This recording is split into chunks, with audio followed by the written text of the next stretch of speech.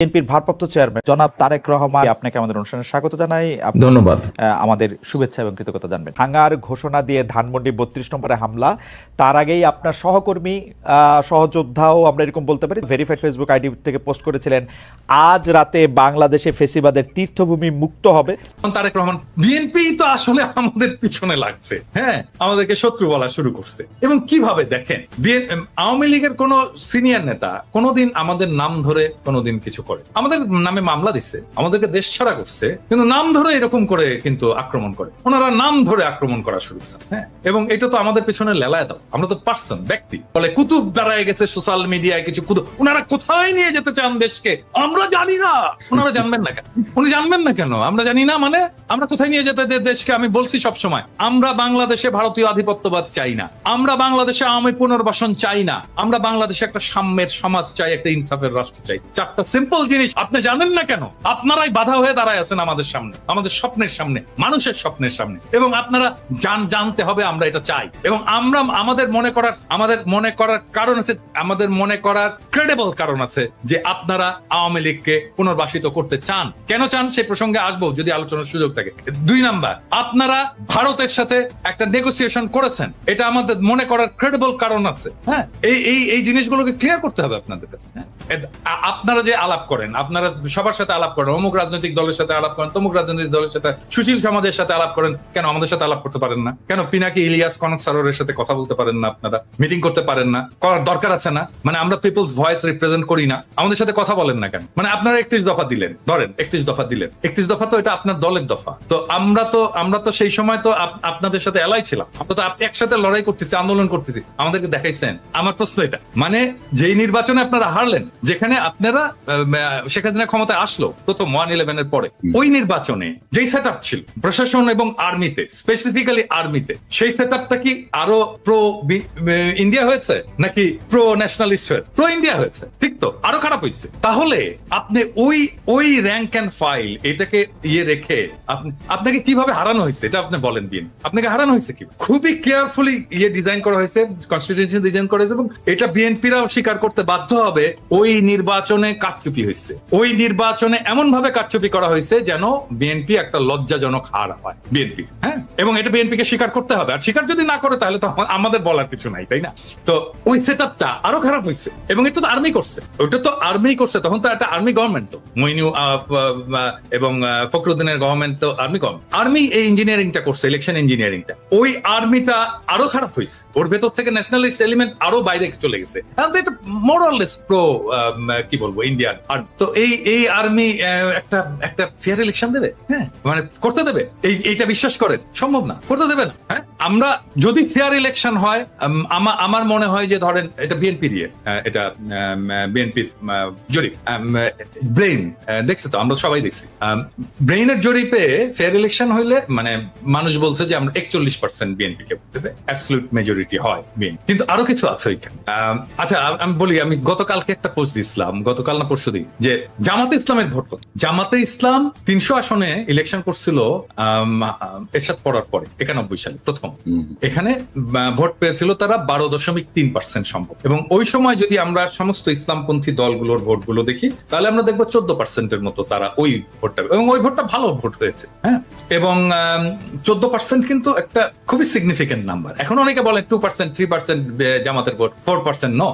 তারা সব আসনে নির্বাচন করেন, তারা কিছু আসনে নির্বাচন করেছিল, ওইটাকে এক করে আমি ন্যাশনাল গড় করে বলি যে 3%, কিন্তু সবগুলো আসনে যখন করেছে তখন তার প্রায় 12.5% মতো ভোট ছিল। বিএনপির যে জরিপ, এটাতে দেখা গেছে যে জামাতের ভোট আসবে 31%।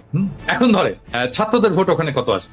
5% এর মতো ভোট আসবে। তো আমরা যদি অন্য সমস্ত ফোর্স, বিএনপির বাইরে অন্য সমস্ত ফোর্সের একটা যদি লুজ অ্যালায়েন্স হয়, তাহলে বিএনপি একটা খুবই শক্ত প্রতিদ্বন্দ্বিতার মধ্যে পড়বে। এখন বিএনপি যেটা করছে যে ধরেন এই যে বিএনপির যারা এই অনলাইন অ্যাক্টিভিস্ট আছে তারা, বা অনলাইনে ফেসবুকে যারা লেখালেখি করে তারা গালাগালি করতেছে আমাদেরকে, সেটা আমি গাইড নেই, কিন্তু তা তো না।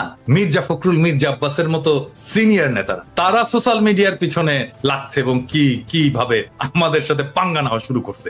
ধরেন এই পাঙ্গাটা যদি নিতে থাকে তারা কন্টিনিউয়াসলি, তাহলে তাদের অবস্থাটা কি? ধরেন সোশ্যাল মিডিয়ায় যারা কাজ করে, হ্যাঁ, যারা কাজ করছে, যারা সোশ্যাল মিডিয়া একটা ইনফ্লুয়েন্স রাখতে পারে, ছোট হোক বড় হোক, অল্প হোক বেশি হোক কম হোক, একটা তো ইনফ্লুয়েন্স আছে তো যারা রাখতে পারে, তারা যদি পুরোটা, মানে ধরা যাক, আমি এখানে ইয়ে ছাড়াই বলতেছি, কনক, আপনি, আমি, ইলিয়াস, আমরা তো কেউ অ্যান্টি বিএনপি না, আমরা তো জিয়াউর রহমান, প্রো জিয়াউর রহমান, মানে জিয়াউর রহমানকে আমাদের পলিটিক্যাল আইকন মানি, তাই না? তো আমরা তো কেউই, আমরা সবাই ন্যাশনালিস্ট, তাই না? আমরা, এবং ট্রু সেন্স মানে মানুষ যাতে সাধারণভাবে বোঝে, আমরা তো সবাই রাইটেস্ট, তাই না? তো আমাদেরকে তো শত্রু ভাবার কোনো কারণ ছিল না বিন, আমরা তো শত্রুও না, আমরা শত্রু হতেও চাই না বিন। আমিও তো ডাক্তার, আমাকে তো দেখাইতে পারতেন যে ভাই 31 দফায় যে চিকিৎসা সংক্রান্ত যে জিনিসটা আছে দাদা একটু দেখেন তো এটা ঠিক আছে কিনা, হ্যাঁ দেখাতে পারতেন তো, তাইলে তো আমাদের পার্টিসিপেশন থাকতো, আমরা ওন করতাম আপনার 31 দফা। কনক স্যার আপনি ওন করতেন, ইলিয়াস তুমিও ওন করতা, তো আমাদেরকে ওন করার সুযোগ দিলেন না।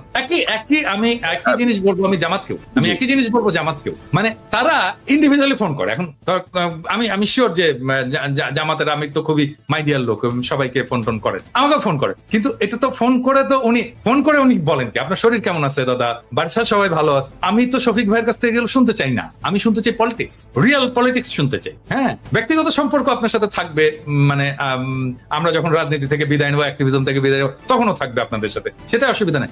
আমি শুনতে চাই পলিটিক্স, আপনার প্রোগ্রাম, আপনি নির্বাচনে কি মেসেজ নিয়ে যাবেন, আগামীতে আপনি ভারতের সাথে কিরকম সম্পর্ক রাখবেন, হ্যাঁ আপনি আমেরিকার সাথে কিরকম সম্পর্ক রাখবেন, চীনের সাথে কিরকম সম্পর্ক রাখবেন, রাষ্ট্রটাকে কিভাবে গড়বেন, সংবিধানে কি পরিবর্তন আনবেন, মানুষের জীবনে কিভাবে, এই বাংলাদেশে যেভাবে হাসিনা যেভাবে ইসলামোফোবিয়ার চাষ করছে এটাকে কিভাবে ফাইট করবেন, আন্তর্জাতিক ক্ষেত্রে আপনি ফিলিস্তিনের প্রশ্নে কি স্ট্যান্ড নেবেন, আমি তো জানতে চাই। হ্যাঁ, এই জিনিসগুলো তো জানতে চাই, এই জিনিসগুলো আমাদের সাথে কথা বলার কথা। আমার তো ভাই বাংলাদেশে আমার তো কোনো ফাইন্যান্সিয়াল ইন্টারেস্ট নাই, আমার কোনো ব্যবসাপাতি নাই, আমার চাকরি বাকরি নাই, তাই না? ওইখানে তো আমাদের সকলের তাই না, আমাদের চাওয়া তো একটাই, বাংলাদেশের মানুষ ভালো থাকুক, দেশটা ভালো থাকুক, দেশটা প্রোটেক্টেড থাকুক, দেশের স্বাধীনতা সার্বভৌমত্ব প্রোটেক্টেড থাকুক। এটা আমরা ওনার যে হিস্ট্রি, ওনাকে দেখাতে হবে উনি কিভাবে ব্যাংকের মালিক হয়েছেন, এই জন্য না যে উনি আমাদের বিরুদ্ধে বলছেন, নো, এটা প্রত্যেককেই দেখাতে হবে। মানে নির্বাচন আসুক, প্রত্যেকে নির্বাচনের যারা prominent candidate, respective of Jamaat, BNP, যে দলই হোক না কেন, সেই দলের, এমনকি এনসিপি, ছাত্রদের দল, প্রত্যেককে দেখাতে হবে যে তুমি যে নির্বাচনের খরচটা করছো, তোমার যে সম্পদ, এই সম্পদের উৎসটা কোথায়। এবং সেই সময় বুঝছেন, মানে সেই সময় যদি কেউ দাওয়াত দিত না, আমি কিন্তু হ্যাংলার মতো খাইতে যেতাম, কারণ ওই যে একবেলা খাবারের খরচ আমার কমবে। হ্যাঁ, অনেকের ইয়েতে যেতাম, যে যেই খাবারের দাওয়াত দিত আমি যে খাইতাম।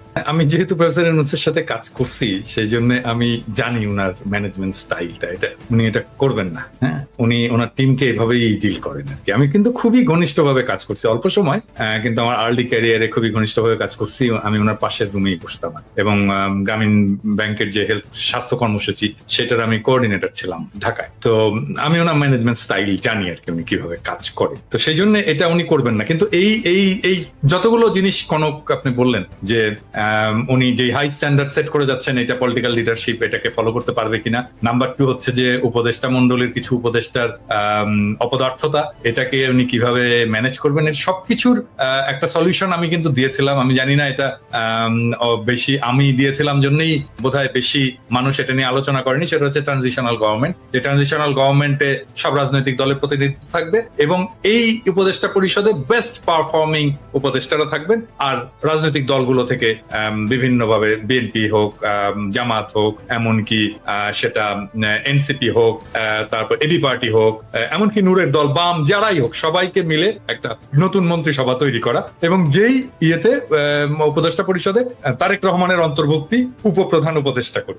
এই ট্রানজিশনাল গভর্নমেন্টের ফর্মুলাটা যদি সবাই গ্রহণ করতো, তাহলে আমাদের কিন্তু অনেক সমস্যার সমাধান হয়ে যেত। মানে ধরেন তখন তারেক রহমান প্রস্তুত হয়ে যেত, তার যে সিলসিলা, প্রফেসর ইউনূসের যে সিলসিলা, সেইটার সিলসিলাটা তারেক রহমান পরে বহন করতে পারতেন, ট্রেন্ড হতেন প্রফেসর ইউনূস কিভাবে রাষ্ট্র চালাচ্ছেন, কার সাথে কার কি সম্পর্ক, সেই সম্পর্কটাকে উনি ট্রান্সফার করে দিয়ে যেতে পারতেন তারেক রহমানের কাছে। এবং তারেক রহমানের ইমেজের যদি কোনো সমস্যা আছে, কিছু প্রবলেম তো আছেই, ইমেজের প্রবলেম আছে, সেটা তৈরি হোক অথবা সত্য হোক, সেই ইমেজটা ক্লিন আপ হয়ে যেত এই সময়ের মধ্যে, ওনার নেতৃত্বের গুণাবলী বিকশিত হতো এবং আমি অপদার্থ উপদেষ্টাদেরকে বের করে দিতে পারতাম। বিএনপিরও যারা মন্ত্রী হতে চায়, যারা ক্ষমতায় আসতে চায়, তারাও ক্ষমতার স্টেক পেলো, ভাগ পেলো, তারা ক্ষমতায় এসে তাদের কাজ দেখাতে পারলো যে তারা কেমন ইয়ে করবে। আবার আরেক দিক থেকে দায়টা কিন্তু পুরোপুরি প্রফেসর ইউনূসের, বিএনপি কে নিতে হচ্ছে না। কিন্তু যদি এটা ফেলও করে তাহলে দায়টা প্রফেসর ইউনূসেরই থাকে। এইভাবে এই পুরো প্রবলেমটাকে সলভ করা যায় এবং এটা যদি বিএনপি চায়, এটা আসলে মূল স্টেক তো এটা বিএনপি কে মানতে হবে। বিএনপি যদি চায় আমি এটাকে ফ্যাসিলিটেট করতে পারি অন্যান্য সব পার্টির সাথে, এমনকি প্রফেসর ইউনূসের সরকারের সাথেও ফ্যাসিলিটেট করে এটাকে যেন রূপ দেওয়া যায় সেই চেষ্টা আমি করতে পারি। বাইরের একজন লোক লাগে, আমি ভলান্টিয়ার করলাম, আমার চেয়ে অনেক যোগ্য লোক আছে, তারাও করতে পারে। কিন্তু যেহেতু আমি এটা আইডিয়াটা কনসিভ করেছিলাম, সেই জন্য আমি যদি এটার সাথে যুক্ত থাকি, আমি মনে হয় যে এটাকে ফ্যাসিলিটেট করতে পারবো, আমি সবাইকে সবার সুবিধাগুলো বুঝিয়ে দিতে পারবো। আমরা অনেকদিন আগে থেকেই বলে আসতেছি যে গ্লোবাল ইকোনমির সেন্টারটা শিফট হয়ে যাবে চায়নাতে, মানে আমাদের অঞ্চলে, এবং আমাদের প্রক্সিমিটির কারণে চায়নার এই গ্রোথ এবং এই গ্লোবাল ইকোনমির লিডারশিপের সুবিধা নিয়ে আমরা আমাদের অর্থনীতিকে নতুন করে গড়ে তুলতে পারি এবং আমরা চীনের সাথে সাথে আমাদের গ্রোথটাকে অ্যাডভান্স করতে পারি। সেজন্য চীনের সাথে আমাদের খুবই ভালো একটা সম্পর্ক, অর্থনৈতিক, রাজনৈতিক, বাণিজ্যিক সম্পর্ক, সামাজিক সম্পর্ক এবং পিপল টু পিপল যে সম্পর্ক, সেটাকে আমরা গড়ে তুলতে পারি। এবং সেই জন্য আমি বাংলাদেশের তরুণদেরকে আজ থেকেই বলি যে যেমন ধরেন আমাদের আগের জেনারেশন যেটা ভুল করেছে আর কি, সেটা হচ্ছে ইংরেজি না জানা। ইংরেজি থেকে দূরে থাকার কারণে আমরা গ্লোবাল কমিউনিটির সাথে সেভাবে মিশতে পারিনি। এবং এখন যে সুযোগটা আসছে, আমাদের চাইনিজ জানতে হবে, মানে আমাদের না জানলেও চলবে চাইনিজ, কিন্তু আমাদের পরের যারা প্রজন্ম তাদেরকে চাইনিজ জানতে হবে, ম্যান্ডারিন জানতে হবে, ভালো চাইনিজ জানতে হবে, যদি আমাদের সত্যিকার অর্থেই এই ইকোনমিক গ্রোথের সাথে আমাদেরকে এক পার যেতে হয়। এটা হচ্ছে নাম্বার 1 ইস্যু। নাম্বার 2 ইস্যু হচ্ছে যে পৃথিবী আর আগের হিসাবে তো আর চলবে না, মানে ধরেন এই 70 দশকের আগের হিসাবে চলবে না। এখন গ্লোবাল ইকোনমি এবং পলিটিক্স এর সেন্টার অনেকগুলো জায়গায় হবে। আমেরিকার অর্থনৈতিক কর্তৃত্ব কমবে, কিন্তু স্টিল তার পলিটিক্যাল কর্তৃত্বটা থাকবে গ্লোবালি। আমাদের আমেরিকার সাথে একটা সম্পর্ক রাখতে হবে লং টার্মে, এবং সেটা কিভাবে রাখা যায় সেটা নিয়ে আমি একটা ভিডিও করেছি, যে কৃষিভিত্তিক যে সমস্ত রাজ্যগুলো আছে তার সাথে আমাদের বাণিজ্য বাড়ানো, এবং এটা যদি বাড়ে তাহলে আমাদের ট্যারিফ এমনিতেই কমবে। হ্যাঁ, আমি তখনও জানতাম না যে ট্যারিফ ইম্পোজ হচ্ছে। তো এটা যেদিন ট্যারিফ ইম্পোজ হলো তার 2 দিন আগে বোধহয় আমি করেছিলাম। তো আমাদের যদি আমদানি বাড়ে আমেরিকা থেকে, আমাদের ট্যারিফ, রেসিপ্রোকাল ট্যারিফ এমনিতেই কমে যায়। এটা নাম্বার 1। আর নাম্বার 2 হচ্ছে যে এটা মাঝে মাঝে বলি আর কি, যে আমার পেশার একটা গুরুত্বপূর্ণ অংশ হচ্ছে প্রবলেম সলভিং, মানে আমি যে কাজটা করি সমস্যার সমাধান করা আর কি। সেই জন্য আমি আমার এপিসোড গুলোতে খুব অনেক প্রবলেমের খুব মানে out of the box solution দিই, এবং এই ট্যারিফ বাড়ানোর ফলে আমাদের সামনে একটা ইউনিক অপরচুনিটি তৈরি হয়েছে। আমি এইখানে এটা বলতে চাচ্ছি না কারণ এই জন্য না যে চাই না, সেটা না, আমি একটা এপিসোড করেছি কারণ এটা এক্সপ্লেন করতে হবে যে আসলে কি করা যায় এবং কি করলে এই প্রবলেমটাকে আমি অপরচুনিটিতে শিফট করতে পারি। মানে বিজনেসে আমরা যা করি আর যে